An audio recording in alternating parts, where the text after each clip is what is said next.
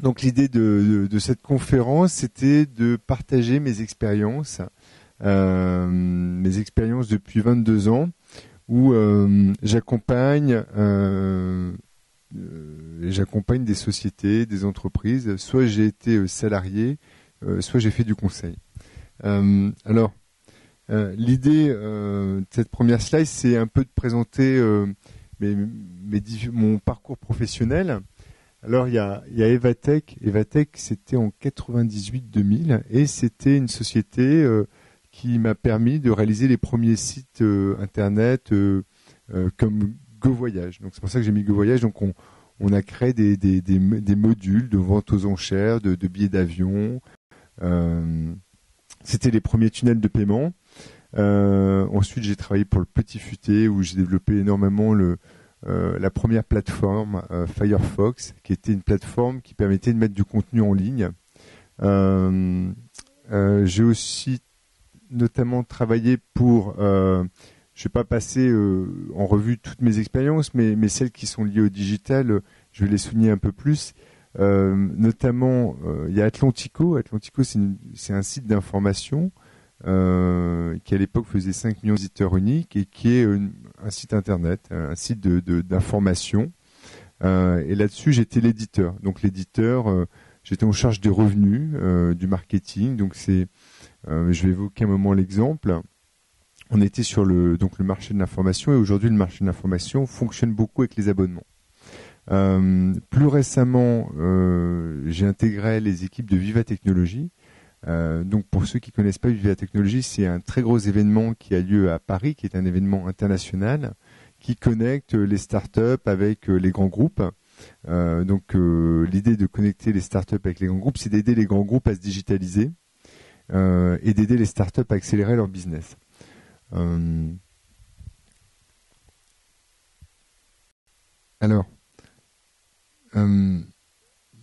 J'aime bien toujours insister sur des messages, mais c'est vrai que moi j'aime bien cette phrase notamment de Nelson Mandela ça se traduit en disant je ne perds jamais, je gagne ou j'apprends.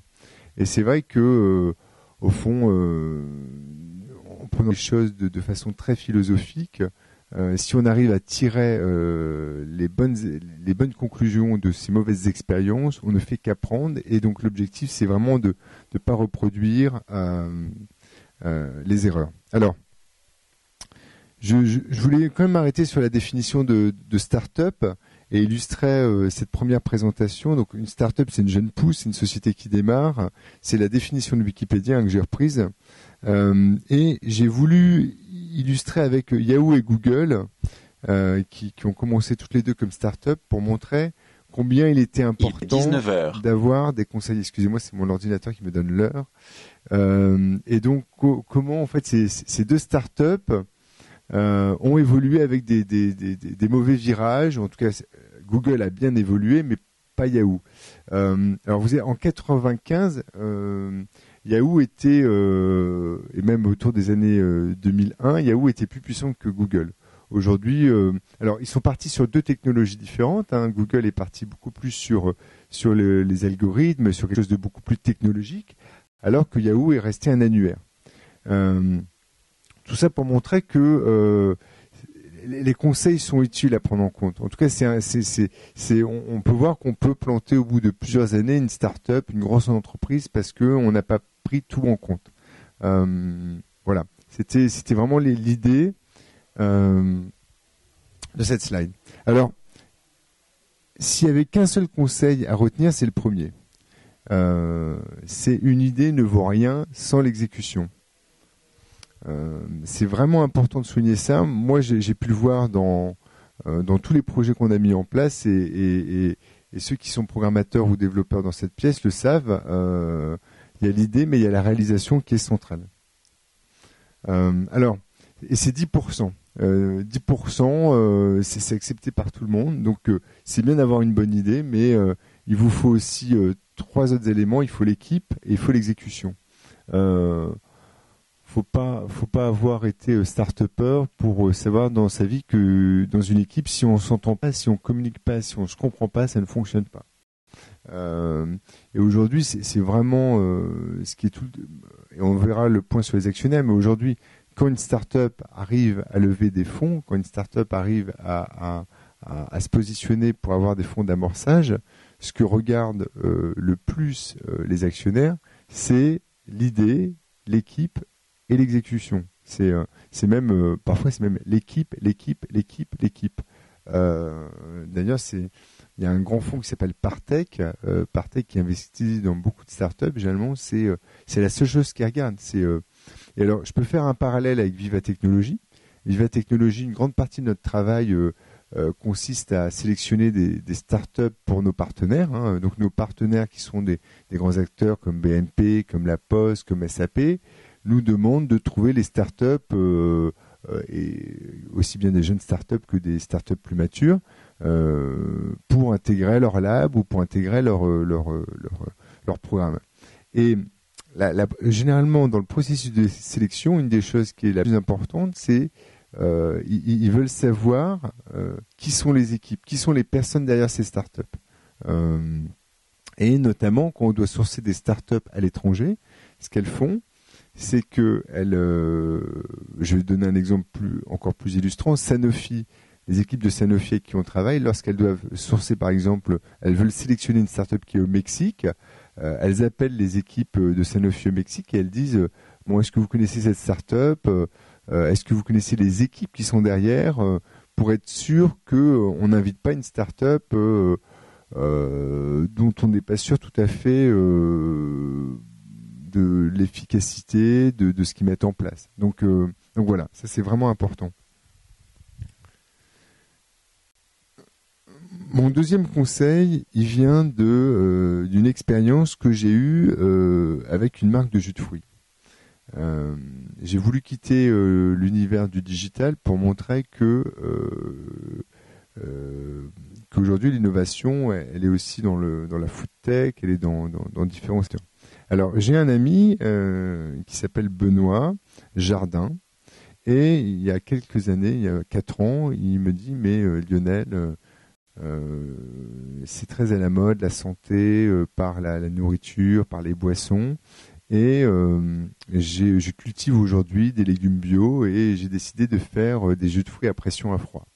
Donc, ce que vous voyez en haut de cette slide, c'est la première génération de produits qui s'appelle le French Detox. Donc, c'est centrifugé tous les jours, c'est mis au frais, c'est pas pasteurisé.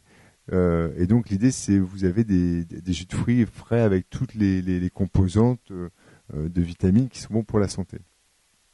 Et on voit que sur le premier logo French Detox, il est sur pratiquement même une marque de cosmétiques, de luxe, et qui cible les femmes.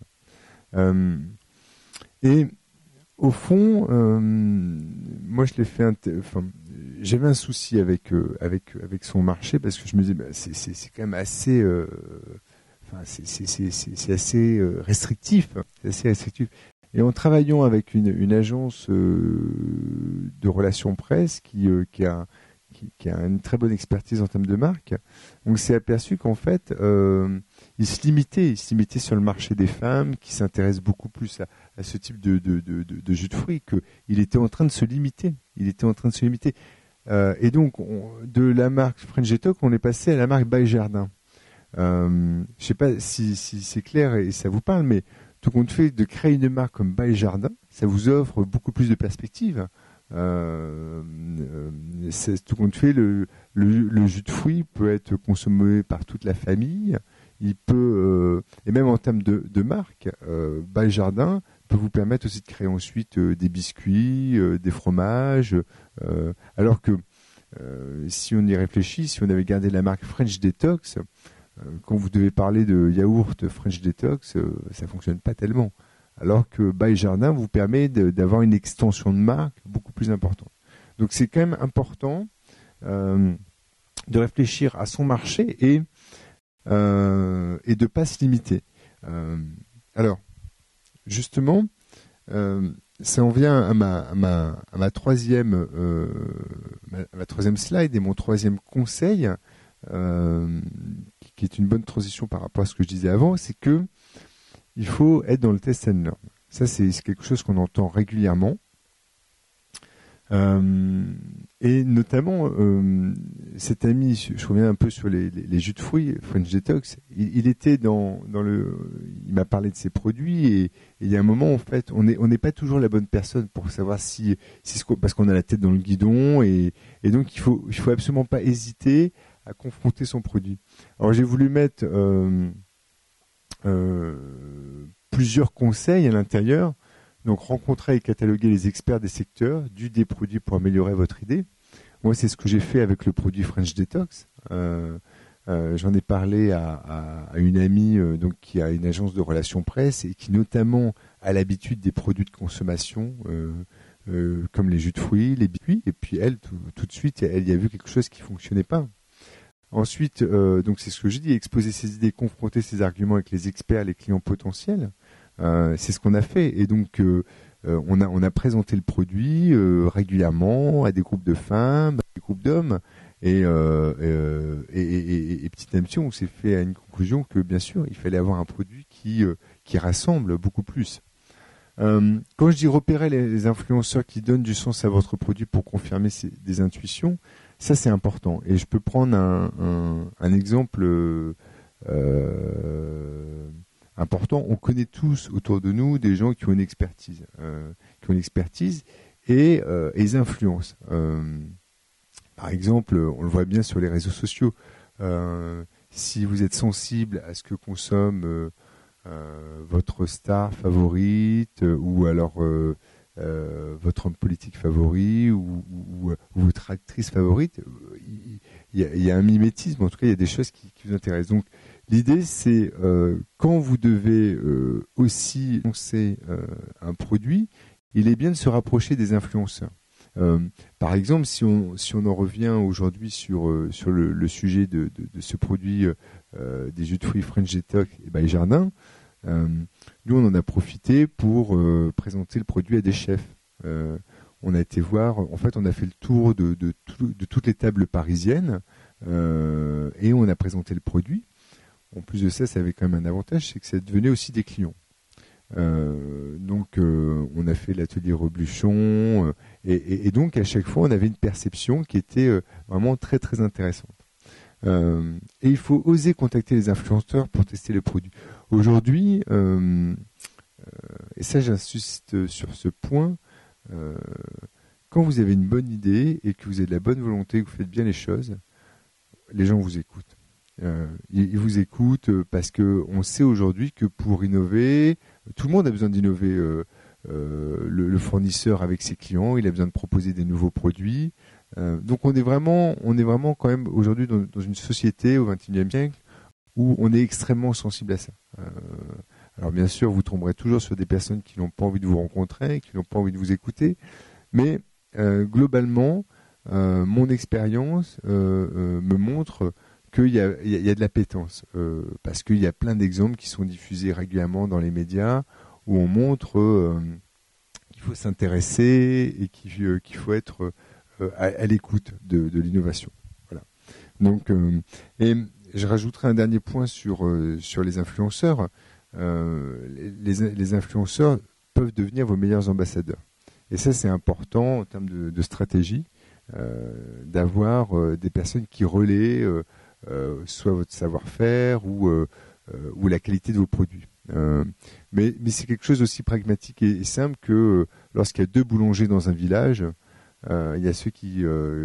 vos meilleurs ambassadeurs pour un boulanger, c'est ceux qui consomment votre pain et qui s'y intéressent. Donc on est encore sur quelque chose de très pragmatique et très vrai. Alors, justement, ça me permet d'enchaîner sur le 4e conseil, c'est avoir un réseau de contacts. Alors, j'ai mis de 4 personnes, vous sépare de la bonne personne.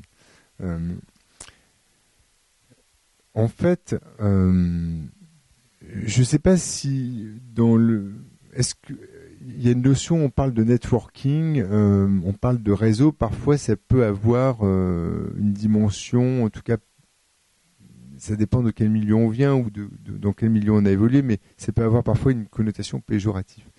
Pas chez les anglo-saxons. Chez les anglo-saxons, c'est assez naturel d'avoir autour de soi et d'entretenir, de fidéliser des appuis. Euh, et, pourquoi j'ai insisté sur ce point, le point 4, parce que dans votre réseau, on l'a dit, alors qu'est-ce qu'on peut se créer? Typiquement, j'ai insisté sur un des premiers points, c'était d'avoir une équipe. Votre équipe, comment vous allez vous la créer? Vous allez vous la créer souvent par votre réseau. C'est-à-dire que si vous cherchez le bon développeur, vous allez chercher autour de vous. Alors bon, parfois on peut aussi se tromper, hein, mais généralement, en tout cas, il y a quand même des affinités qui se créent. C'est comme les clients aussi. Souvent, les premiers clients, ce sont les personnes qui sont dans votre réseau proche. Alors, le réseau, il existe beaucoup de livres hein, qui expliquent comment l'entretenir, et comment le développer. Au fond, ça reste quelque chose de si simple que avoir des cartes de visite, donner des nouvelles régulièrement, de communiquer de temps en temps sur les réseaux sociaux, passer des coups de fil. C'est vrai que c'est du temps, c'est un investissement. Donc c'est sûr que quand on est un chef d'entreprise ou quand on est jeune, peut-être au début on n'a pas tellement conscience de ça, mais c'est pourtant important.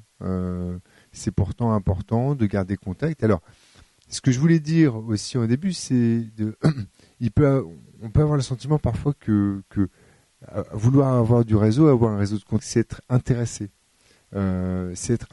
Mais pour moi, la notion d'intéresser n'est pas péjorative. Parce que un bon réseau, ce sont des gens qui sont dans la bienveillance, dans l'échange. Je m'intéresse à cette personne parce que elle peut m'apporter ses compétences, elle peut m'apporter son point de vue. Je peux lui apporter aussi mes compétences, je peux lui apporter ma vision. Voilà. Donc, le réseau n'est pas composé que d'amis, c'est aussi les amis de mes amis, c'est les amis de mes frères et sœurs, c'est les amis de ma famille, c'est les amis de mon patron, c'est le patron de mon patron, c'est l'ancien patron de mon patron. C'est ça le réseau. Et le réseau, il ne faut pas hésiter à le solliciter quand on se lance dans une entreprise. Moi, par exemple, je suis commercial. Mon travail, basiquement, c'est de développer des activités qui permettent aux entreprises de se développer. Qu'est-ce qui fait qu'aujourd'hui, je peux être très rapide pour délivrer des résultats? C'est ma capacité à développer mon réseau. C'est à passer des coups de fil rapidement. Et donc, ça signifie qu'une grande partie de ma valeur commerciale pour une entreprise repose sur mon réseau. C'est clair pour tout le monde, cette notion de réseau? C'est une très bonne question. Alors, c'est marrant parce que je cherchais le nom de... Je vous le donnerai après parce que je dois chercher. Notamment, il y a un spécialiste du réseau qui est un homme qui maintenant a plus d'une 60aine d'années et qui était un des premiers en France à décrire justement l'intérêt qu'il y avait d'entretenir son réseau et notamment qui recommande d'envoyer des cartes de vœux, de le faire d'une certaine manière. Moi, par exemple, je continue à envoyer des cartes de vœux papier. Donc, j'en envoie 250 par an. Donc, je garde les cartes je garde. Alors, je garde les cartes de visite quand je rencontre quelqu'un. Mais il y a aussi des moyens aujourd'hui beaucoup plus modernes. Il y a Comcard, qui est une application qui vous permet à chaque fois que vous rencontrez quelqu'un, que vous avez sa carte de visite, vous scannez et puis vous enregistrez. Vous pouvez me faire des fichiers. À la fin, vous avez, j'ai mon réseau de personnes qui, par exemple, s'intéressent à la beauté. J'ai mon réseau qui s'intéresse à l'environnement. J'ai mon réseau d'anciens de mon école, de mon lycée. Et ça peut vous aider. Alors, il y a aussi même des moyens encore plus modernes et simples comme WhatsApp. Moi, par exemple, dans mon téléphone, j'ai plusieurs réseaux. J'ai des réseaux qui correspondent aussi aux écoles que j'ai faites. J'ai fait HEC. Donc j'ai mon réseau de copains d'école. J'ai aussi mon réseau d'anciens de certaines entreprises. Et ça, en fait, je les active quand j'ai des questions. Je cherche quelqu'un. Récemment, par exemple, je voulais retrouver trace d'un de mes professeurs qui avait beaucoup travaillé sur les notions d'agilité. Voilà, et en 2-3 mouvements, j'ai envoyé un message au groupe WhatsApp, j'ai dit quelqu'un a les coordonnées de Bruno Payet, et puis paf, j'ai eu la réponse. Donc vous voyez, aujourd'hui, c'est important de garder contact, voilà, parce que ça peut vraiment vous aider à développer votre business. Ou même parfois tout simplement trouver un emploi. Alors, pensée internationale pour votre business. Alors, pourquoi j'ai mis ces exemples de Atlantico, Le Figaro, Le Monde, de FinTalk Post? En fait, ça c'est vraiment devenu un des conseils qu'on dit pour toutes les startups, notamment pour les startups, c'est si vous voulez développer un concept de startup, il faut tout de suite penser à l'exporter. Et notamment, ce qui est intéressant de voir dans le cadre de la Martinique, c'est même essentiel. Vous ne pouvez pas vous contenter du marché peut-être un ou deux possibilités d'application à développer, peut-être possible de se reposer sur le marché, mais à l'échelle de la Martinique, on est aujourd'hui sur 300 à 400 000 personnes qui vivent sur l'île, si je ne me trompe pas en termes de chiffres.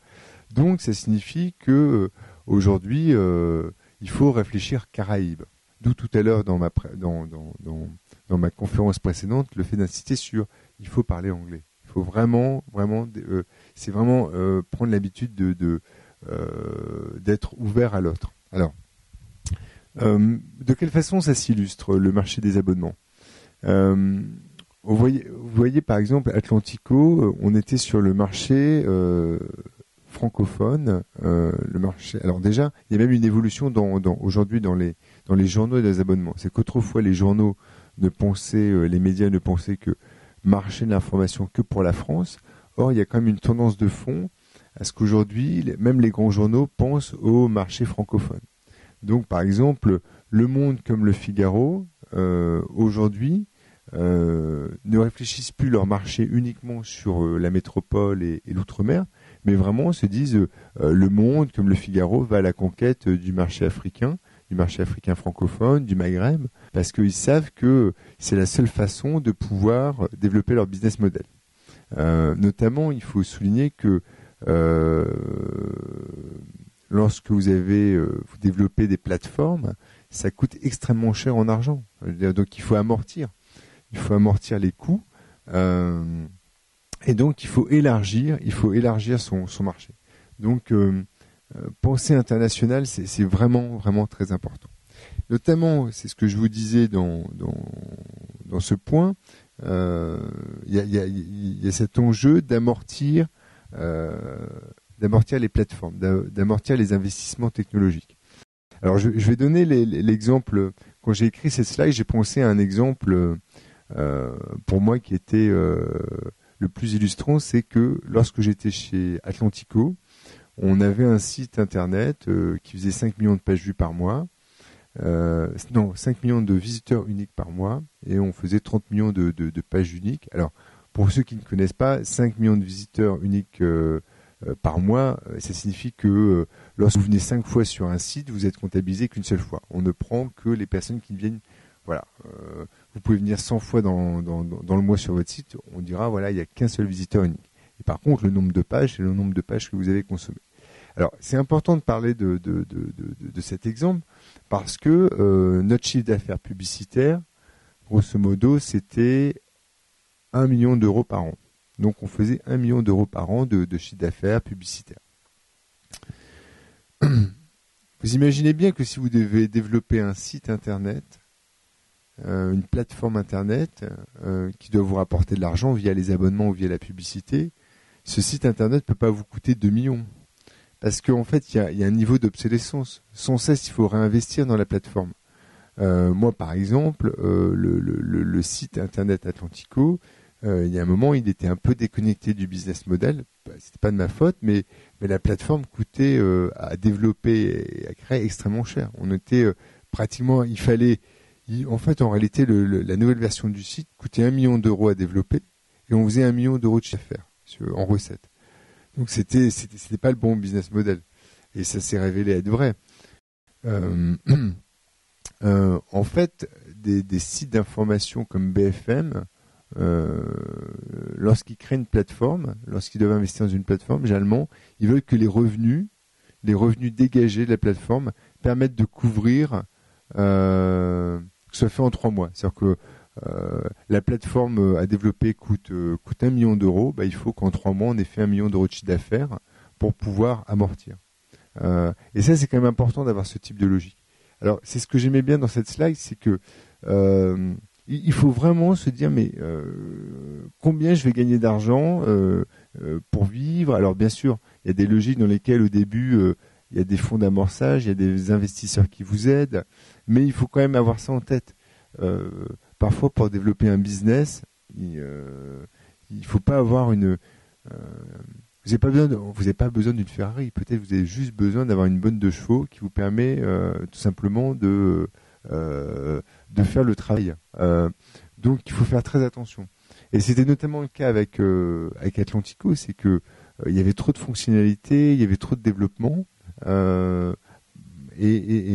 Alors c'était beau, c'était intéressant, mais en fait on aurait dû avoir une audience beaucoup plus importante et des rentrées d'argent, du chiffre d'affaires beaucoup plus important. Donc voilà, ça c'est un élément important à avoir en tête. Alors, j'arrive au conseil 7, qui est la levée de fonds et les actionnaires.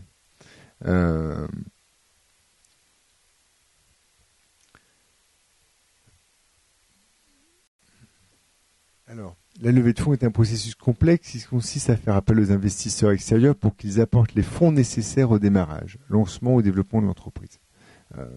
Je pense qu'ici, tout le monde régulièrement, on entend parler de business angel.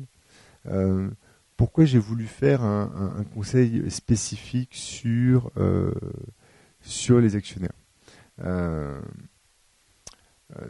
notamment parce que choisir ses actionnaires, ça peut être aussi, et ça, ce point, il faut que je connecte avec le réseau, ça peut être aussi une clé de voûte de votre stratégie de développement.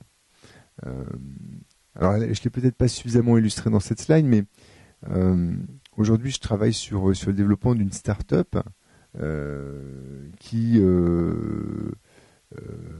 fait de la mesure, qui fait de la mesure qui fabrique des plans, de la mesure de plans de bâtiments historiques.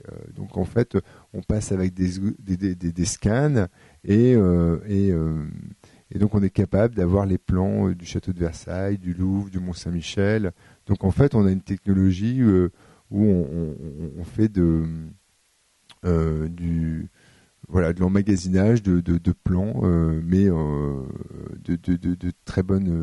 d'un très très bon niveau de qualité.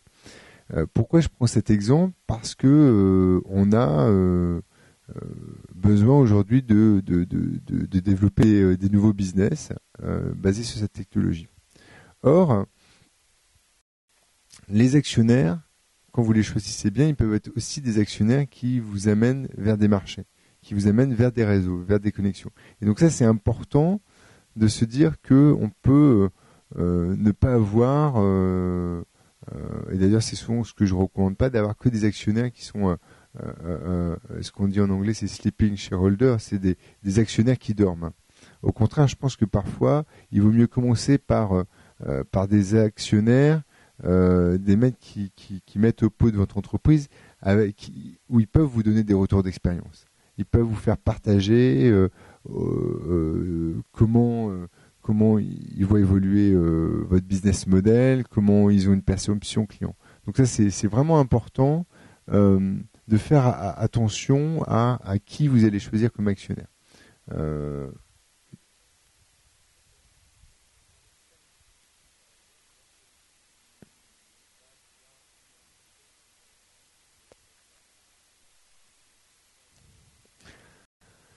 En fait, ça, il faut s'entendre dès le début. C'est une bonne question. Alors pour ceux qui n'ont pas entendu, c'est qu'est-ce que vous faites lorsque vous avez un actionnaire qui vous amène dans une direction opposée. En fait, ça, justement, c'est comme dans un mariage. Hein. Si vous mariez et puis vous apercevez que au final, la personne que vous aimez veut pas rester en Martinique mais veut partir en métropole, fallait peut-être poser la question avant. Mais c'est vrai qu'il arrive parfois que les choses se révèlent un peu plus tard. Donc, il vaut mieux poser tout de suite les questions, hein. Notamment la startup, la startup en question que j'ai évoquée.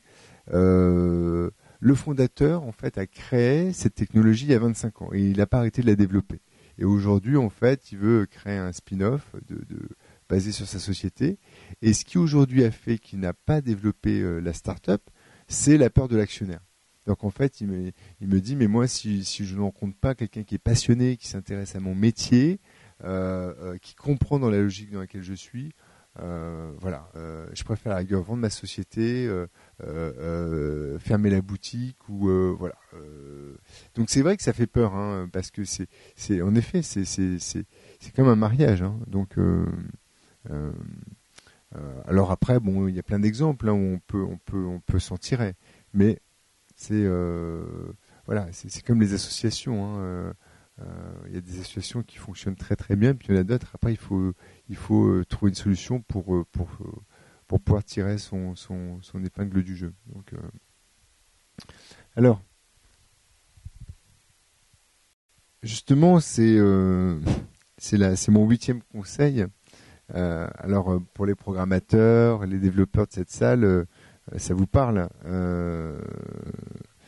Et ça, c'est vrai que c'est quelque chose, c'est le plus agile qui gagnera. Soyez agile avec vos clients, soyez agile avec votre business plan, soyez agile avec vos équipes. Euh, Moi, je l'ai tout le temps vu, hein. Chaque fois que j'ai été agile avec mes clients, que je les ai écoutés, c'est là où j'ai mis en place les solutions les plus pertinentes. Notamment, je vais prendre l'exemple d'Atlantico. Euh, Atlantico, j'ai mis en place alors, c'est peut-être un langage un peu trop barbare, mais souvent quand vous allez sur les pages d'information des sites, vous voyez des publicités qu'on appelle publicité à la performance. Donc chaque fois que vous cliquez, la publicité, en tout cas le produit, en tout cas les personnes qui veulent vendre ces produits, reversent une commission aux médias. Donc c'est ce qu'on appelle de la publicité à la performance. Euh, En fait, j'ai mis en place des solutions parce que je devais être agile avec mon éditeur. Donc j'ai mis en place des bas de page qui s'intégraient très très bien dans les pages du journal. Donc au point où on ne faisait pratiquement plus tout à fait la différence entre la publicité et le contenu. Alors ça peut paraître parfois un peu borderline, mais ça m'a permis en tout cas d'améliorer mes revenus et ce qui a permis aussi de faire avec cette contrainte d'avoir un site qui ne faisait parfois pas suffisamment assez de pages vues pour générer du business.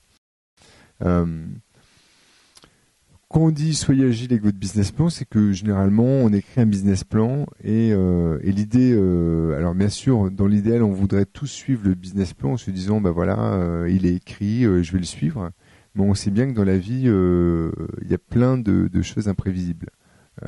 Et donc, ça peut être justement l'actionnaire qui a une autre vision, donc il faut composer avec.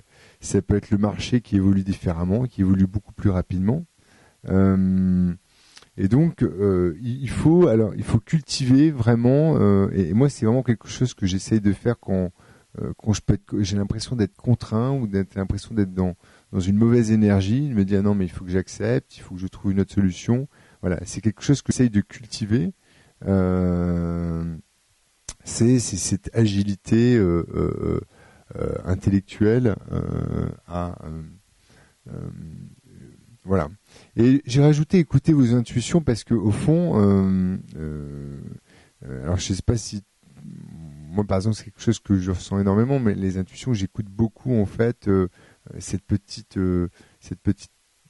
voix souvent alors qui me donne en tout cas le sentiment d'être guidé dans la bonne direction. Et ça c'est important, c'est que même en étant agile, il faut quand même toujours essayer de garder bien en tête de se dire voilà, parfois on peut être dans certaines situations avoir le sentiment d'être contraint dans son agilité, mais de se dire bon, Est-ce que je fais le bon choix? Et c'est même là où parfois, lorsqu'on se trompe, on se dit bon, je me suis trompé, mais j'ai appris. Donc, il faut toujours voir aussi les choses de façon très positive. Et d'ailleurs, il y a des tas d'exemples où parfois on peut avoir l'impression de s'être trompé sur le coup, ou de perdre quelque chose, mais au final, on, on gagne. Et d'ailleurs, là-dessus, en tant que commercial, j'ai eu des tas de fois des expériences qui m'ont montré que je perdais un client, mais enfin, je le perdais, mais je faisais pas de marge avec ce client, ou il me posait trop de problèmes, et donc voilà, au final, je regrettais pas de le perdre. Voilà. Alors, le dernier point, c'est surtout la conclusion. Et ça là-dessus, en fait, j'ai pas toujours été comme ça. Je me suis pas toujours dit, voilà, agir et croire en soi. Mais ça se travaille, ça aussi. D'ailleurs, il y a deux très bons livres que je recommande. Il y a Charles Pépin, qui est un auteur à la mode en ce moment, qui a écrit La confiance en soi. C'est un livre qui doit faire 200 pages et qui se lit très très facilement, et qui parle justement de comment gagner confiance en soi, d'où vient le manque de confiance en soi. Je pense que c'est vraiment quelque chose qu'il faut travailler dans sa vie. Parce que en fait, alors c'est bien de douter, justement dans le livre de la confiance en soi, c'est bien de douter, c'est bien d'avoir des interrogations, mais il faut aussi parfois vouloir quitter le carcan dans lequel on a grandi, dans lequel soit ses parents, ses grands-parents, son entourage a pu nous faire douter de ce qu'on est. Donc l'idée, c'est, en dernier conseil, c'est de tout faire pour développer son potentiel. Alors c'est sûr que on voudrait tous avoir confiance très très tôt en soi, c'est pas toujours le cas. Hein. Moi par exemple, j'ai pas toujours eu confiance en moi. Il a fallu que je réussisse justement des projets. Il a fallu que je sois aussi que je rencontre des mentors qui m'ont aidé à avoir confiance en moi. Donc, mais c'est quand même un élément important de la réussite dans une entreprise. C'est voilà, avoir confiance dans ce qu'on fait, parce que sinon, si vous y croyez pas, bah, qui va y croire? C'est aussi simple que ça. Si vous-même vous n'y croyez pas, mais ça signifie aussi que il faut s'entourer de personnes. Il faut s'entourer de personnes qui, quand vous avez des doutes, sont autour de vous et vous redonnent le moral, ou vous donnent une autre perception. Généralement, on n'est pas la meilleure personne pour avoir, enfin en tout cas, on n'est pas la meilleure personne pour avoir la meilleure perception de soi. Alors, sauf si on a un ego surdimensionné. Mais c'est important dans toute entreprise, hein, de cultiver ça. Donc, parce que ça nous permet d'agir, et notamment, je trouve que dans les nouvelles technologies ou dans les entreprises qu'on peut créer, on peut parfois être paralysé. On peut être parfois paralysé par les prises de décision, se dire mais est-ce que je fais bien? Est-ce que je fais mal? Et ça, là-dessus, par exemple, je me souviens que quand j'ai commencé chez Atlantico, je suis arrivé, je dois avouer humblement, je ne connaissais rien à la monétisation d'un site internet. Donc, quand on parle de monétisation, c'est vraiment créer des revenus avec une plateforme. Et j'ai osé brancher tout ce que je pouvais brancher comme partenaire, tester les partenaires. Et je me suis dit, ben voilà, il faut que tu aies confiance en toi. Jusqu'à présent, dans ta vie, tu n'as pas trop raté de choses. Et même quand tu as raté quelque chose, tu as appris. Donc, et c'est vrai que cette démarche m'a été très utile, puisque quand j'ai commencé chez Atlantico, on faisait à peine, je sais pas, on devait faire 100 000 euros de chiffre d'affaires, et on est rapidement monté à 1 million. Mais parce que j'ai cru en ce que je faisais et que j'ai voulu le faire. D'ailleurs, la confiance en moi, c'était aussi, et je dois l'avouer avec beaucoup d'humilité, il y a 2 ans, lorsque j'ai commencé chez Viva Technologies, j'ai demandé à vouloir développer l'international. Donc c'était un rêve pour moi. Mais alors, il fallait quand même avouer que alors moi j'avais appris à parler anglais sur le tard, vers l'âge de 29-30 ans, en Afrique du Sud, et que depuis j'avais pas tellement pratiqué. Donc j'avais quand même un anglais, mais j'étais pas complètement fluently, comme disaient justement les Anglais. Et au fond, j'avais tellement envie de réussir ce rêve, de bosser à l'international, de développer des partenariats à l'international, que je me suis jeté à corps perdu. Euh, Ça n'a pas été évident, hein, mais au final, en termes de résultats, on est passé de 3 pays qui étaient à Viva Technologie à 20 pays participants. Donc mon travail, c'est d'appeler les pays, donc les démarcher. Donc je dois passer des coups de fil dans les ambassades avec des gens qui ne parlent pas français, passer aussi des coups de fil à l'autre bout du monde, en Corée, au Japon. Mais ce qu'on s'aperçoit, c'est que déjà tout le monde ne parle pas l'anglais de la reine Elisabeth, tout le monde ne parle pas anglais parfaitement. Donc quand vous parlez anglais avec un Chinois ou avec un Italien, vous décomplexez rapidement, vous dites bon, ça va. Enfin, les Français, on a tendance un peu trop à douter. Donc il ne faut pas avoir peur de l'international là-dessus. Et d'ailleurs, j'ai même une anecdote dont je suis assez fier, c'est que je pense qu'au début, au bout de quelques temps, ça a un peu embarrassé mon patron de voir que je parlais vraiment anglais avec vraiment un très fort accent, et puis avec c'est pas un anglais approximatif, mais c'est vraiment un anglais voilà, qui n'est pas de celui qui a passé 10 ans en Grande-Bretagne, voilà. Et il y a un moment, et c'est en lien avec Croire, Reçoit et Agir, mon patron s'est dit, bon, Lionel a aidé à développer le business, mais bon, il faut que je recrute quand même des gens qui parlent couramment anglais. Donc, vraiment avec l'accent parfait. Donc il a recruté 2 personnes. Alors ce qui est assez incroyable, c'est que les personnes parlaient en effet un anglais impeccable. Mais ils développaient pas de business. Ils développaient pas de business. Ça fonctionnait pas avec les clients. Je pense que tout simplement parce que la grande différence, c'est que vraiment je croyais en moi, je croyais aussi à ma relation avec le client, et ça c'est très important. Donc à partir du moment où vous êtes à l'écoute de vos clients, que vous êtes pugnace, que vous dites non mais moi j'ai envie de prouver, bah, ça fonctionne. En fait, ça fonctionne. Et d'ailleurs, vous apercevez rapidement que plein de gens ont des fonctions à l'international et n'ont pas un anglais impeccable, mais pourtant sont les bonnes personnes. Et que quand vous voulez vous développer à l'international, le critère, c'est pas. D'accord, le critère, c'est parler anglais, mais c'est pas parler parfaitement. Parce que les 3 quarts des gens qui aujourd'hui font du business à l'international n'ont pas, voilà, n'ont pas un anglais comme les Anglais. Allez-y.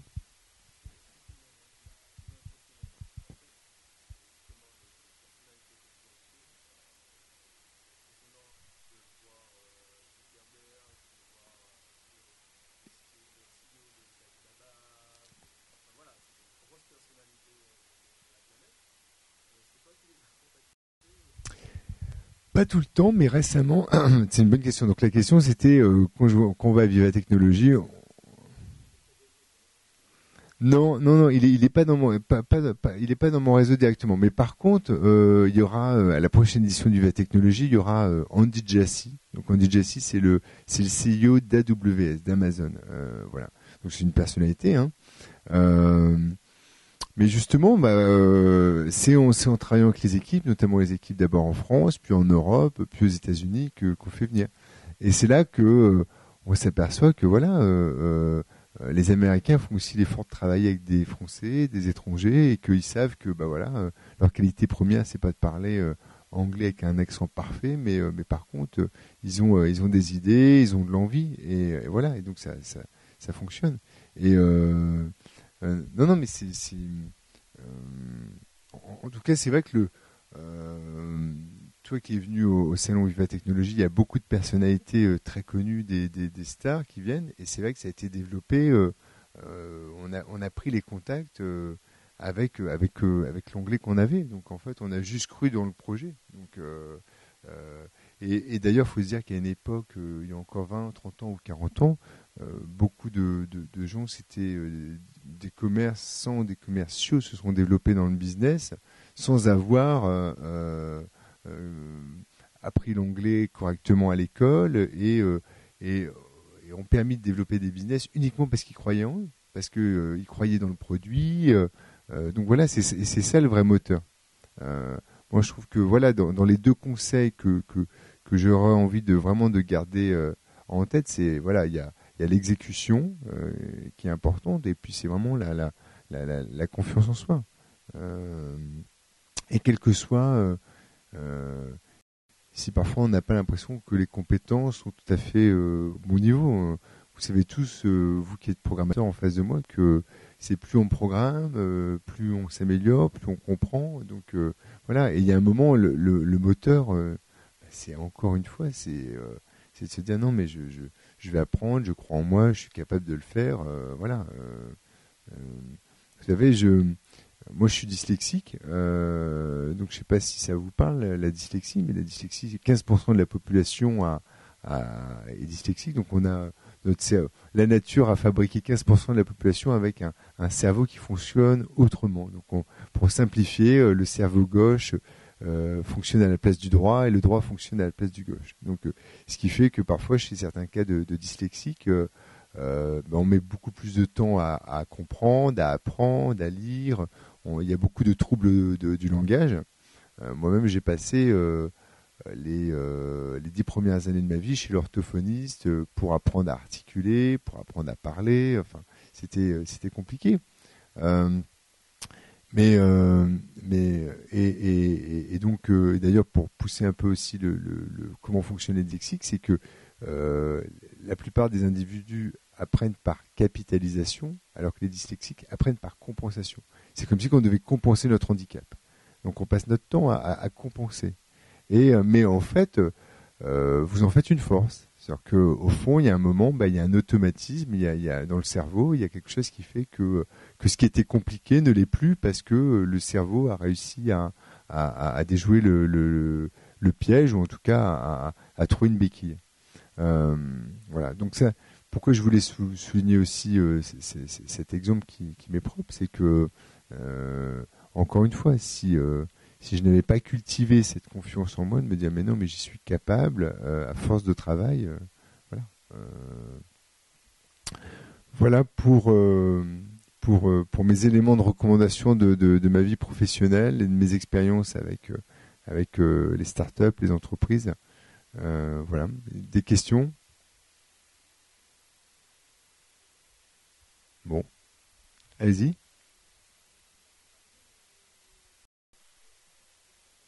Oui, oui, bien sûr. J'accompagne certaines startups en développement.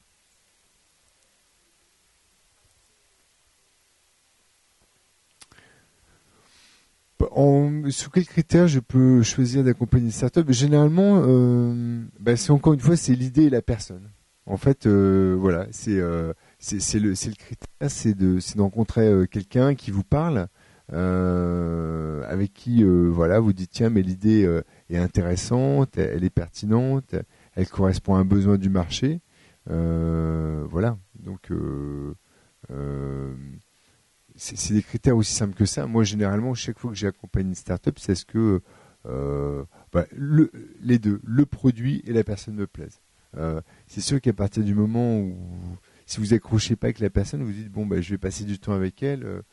Alors c'est pas un critère de jugement sur la personne, mais il y a parfois où parfois la personne vous parle et puis le produit vous dites. Vous voyez par exemple cet exemple avec les jus de fruits. Euh, C'était un ami et moi j'avais pas envie de l'aide. Enfin, il me demandait de l'aide et je dis mais et donc je l'ai un peu aidé, mais je lui dis mais il y a un problème sur la marque de ton produit. Enfin, il y a un truc qui fonctionne pas, il y a un truc qui me parle pas. Donc j'ai passé du temps, mais j'ai passé du temps avec lui parce que c'était lui que j'aimais, que j'appréciais, et en même temps son produit, je me disais mais il y a un truc qui marche pas. Et donc j'ai fait intervenir une autre personne qui m'a dit bah oui, enfin le problème c'est le produit. Le produit il est fait pour un marché beaucoup trop petit et pas suffisamment grand. Et donc ça a été retravaillé. Donc voilà. comment j'accompagne? C'est une excellente question. Alors moi là-dessus, je suis très pragmatique. C'est que généralement, alors il y a différents niveaux d'accompagnement. Il y a un accompagnement qui peut être de réfléchir sur le business model, qui peut être de la mise en connexion. Parfois, d'ailleurs, la personne dans l'accompagnement, elle a juste besoin d'être connectée avec les bonnes personnes. Elle a peut-être pas le réseau suffisamment développé au début. Donc il faut que je fasse appel à mon propre réseau pour dire telle personne que j'ai rencontrée a besoin se pose des questions sur un lancement de tel produit ou sur est-ce que tu peux me faire des recommandations, est-ce que tu peux la rencontrer. Donc voilà, l'accompagnement il se fait aussi avec le partage du réseau. La contrepartie généralement, enfin tout dépend. Moi, il y a peu de. C'est vrai que j'ai une activité de consultant, mais il y a aussi une partie aussi dans la bienveillance. Alors qu'en fait, moi, il y a beaucoup de conseils, beaucoup de mise en connexion que je fais tout simplement gracieusement parce que je trouve que ça a du sens. Ça a du sens d'aider et que moi-même, on m'a aidé dans ma vie. Et que le meilleur moyen de rendre dans la vie ce qu'on vous a donné, c'est de le faire. C'est de le faire à son tour. Donc, c'est l'histoire du monde depuis qu'il est fait, la société dans laquelle on vit, tant qu'on est de bonne volonté. Plus de questions alors. Donc ça y est, je suis libre pour l'apéritif alors. Bon, merci, bonne soirée. J'espère que j'ai pu vous aider dans vos questionnements et que mes conseils ont trouvé écho chez vous. Merci. Ose Martinique, le futur s'entreprend aujourd'hui.